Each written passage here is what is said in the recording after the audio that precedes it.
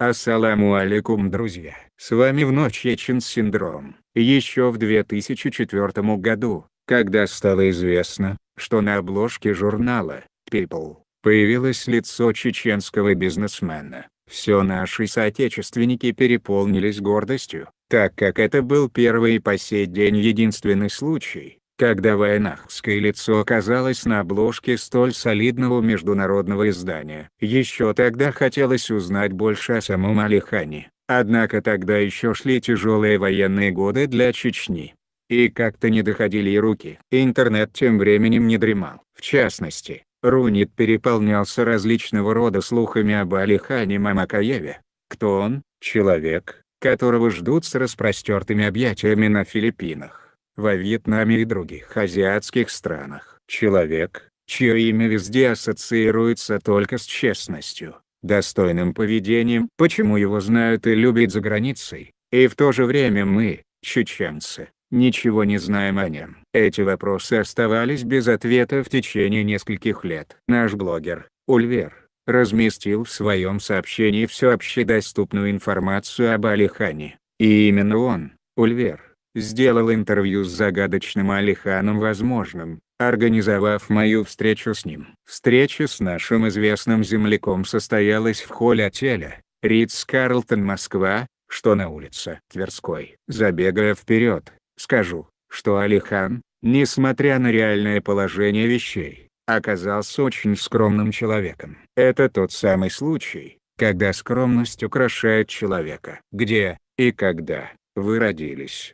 Не знаю, к сожалению или к счастью, но как и все мои ровесники и те, кто старше, я родился в депортации в Джамбульской области, Казахская ССР, 30 января 1957 года. В каком году моя семья вернулась на родину, не помню, но в первый класс я пошел уже на чеченской земле. В Грозном мы жили в поселке Калинино, на Катаяме, а также в центре Грозного. Последняя моя школа, собственно говоря, которую я и закончил, была школа номер 11, хотя учился и в 38-й, и в 55-й школах. В связи с тем, что занять свободное время нечем, приходилось учиться. Школу я закончил с одной отметкой 4. Из моих одноклассников я никого не помню, да и встречать не приходилось за исключением Руслана Аушева, который учился классом старше. С ним я отношения поддерживаю до сих пор.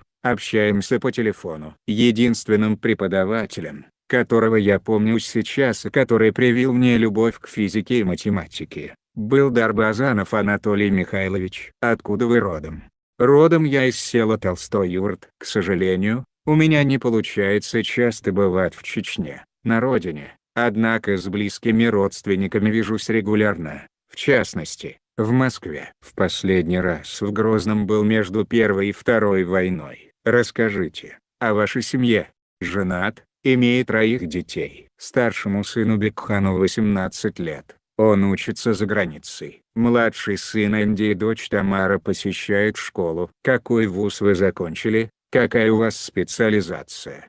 Закончил факультет строительства дорог и мостов Московского автодорожного института, МАДИ. Как показала дальнейшая жизнь, работа, учеба в этом вузе не принесла мне большой пользы. Возможно, это самые бессмысленно прожитые мною годы жизни. Далее образование продолжил в Германии. Учил язык. У войнахов есть такая черта характера: что бы мы ни делали, мы все это должны делать лучше всех. Вот и я старался быть в первых рядах своих занятий. А как вы попали в Германию? Это долгая история. Я пытался в то время найти способ перебраться за границу. И в 1984 году, если мне не изменяет память, я туда перебрался. Это был не рабочий визит, но тогда, как, впрочем, и сейчас это вряд ли имеет значение. Улыбается. Пользуетесь ли вы такими сервисами, как Facebook, Одноклассники или подобными?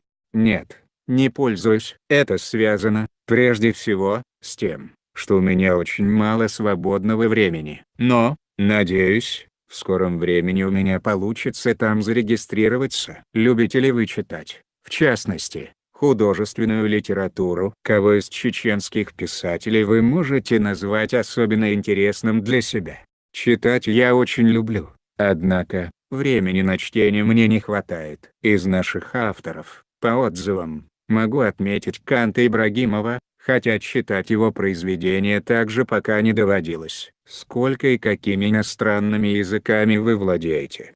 Немецким и английским. На сайте mediokratia.ru вас назвали одним из спонсоров конкурса «Мисс Вселенная». Соответствует ли это действительности? И если да, то как получилось так, что вы оказались в спонсорах такого престижного международного конкурса?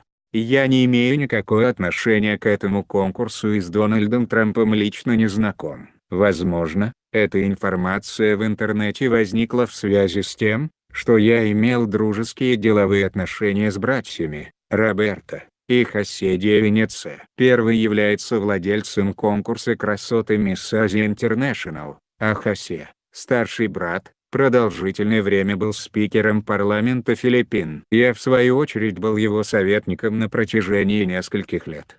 «Я делаю бизнес только с друзьями», заявили вы в интервью журналу People. Изменилось ли что-нибудь с тех пор в вашем отношении к делам? Продолжаете ли вы строить бизнес исключительно на дружеских отношениях?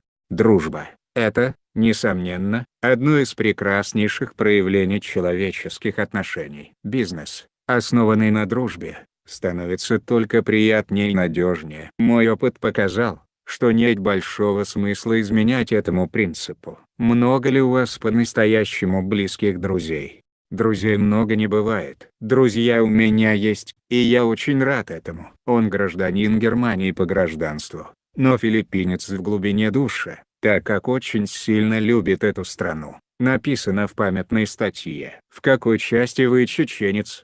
Алихан Мамакаев, в первую очередь, чеченец. Но это не мешает мне быть гражданином Германии и любить Филиппины. Помогла или помешала вам в вашем восхождении этническая принадлежность, национальность?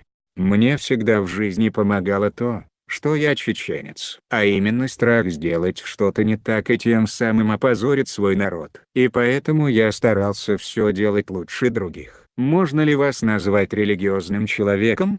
Я, безусловно, верующий человек. Однако не успеваю, например, каждую пятницу в мечеть. Но с возрастом я стараюсь избегать того, что ранее мог себе позволить в силу юношеского безразличия. Как относятся к чеченцам в Европе, в мире? Отношение к чеченцам в Европе и в мире меняется. В настоящее время отношение европейцев к нашим землякам становится лучше в связи с тем, что войнахи показывают хорошие результаты. Как в учебе, так и в спорте. Европейцы ценят положительное в человеке от человека. Планируете ли вы окончательное возвращение на родину?